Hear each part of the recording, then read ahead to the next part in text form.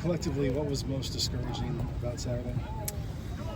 Just letting down the team. As an offense, we didn't execute. We did not carry our weight. Defense played a good game for the most part. We made some plays on special teams, but we didn't live up to it on offense, which is the most disappointing part.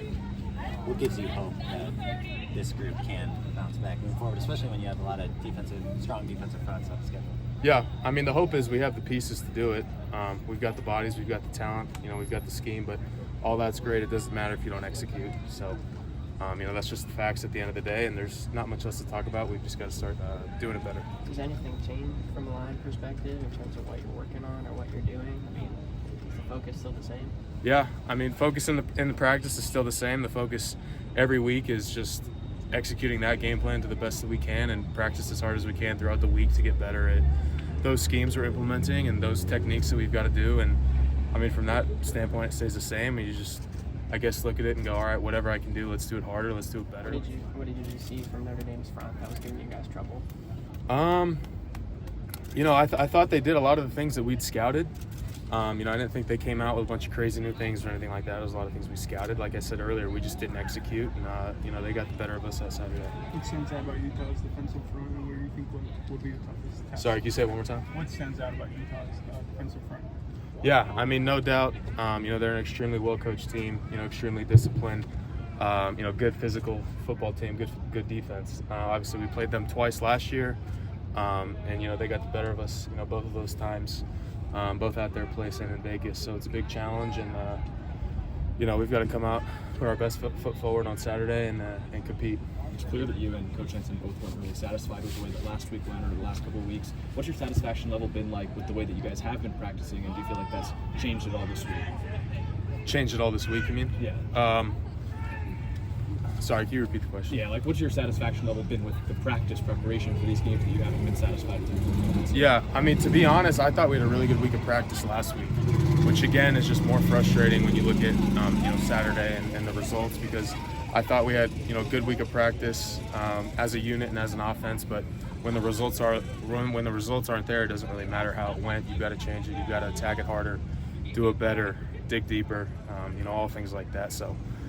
Again, it's asking yourself, what is the standard, what is good enough? If you thought you had a good week of practice last week, we'll dig deeper and find a better week this week. After this team's first loss last year, it seemed like kind of used it as an emotional springboard going forward. You won 5 straight after that. Any similarities? Does it feel like this week, or what can you take from how last year went to kind of move forward? Obviously that's the goal, right? The goal is to have the best response that we can have and control what we control and play better from here on out, and I think we did a good job of that last year, and that's obviously, like you said, the challenge this year is, we're tested, we took a loss, we've got to respond now as a team, all 3 sides, but especially on offense, we've got to respond. Have you seen more fire out of these guys in practice, anything like that?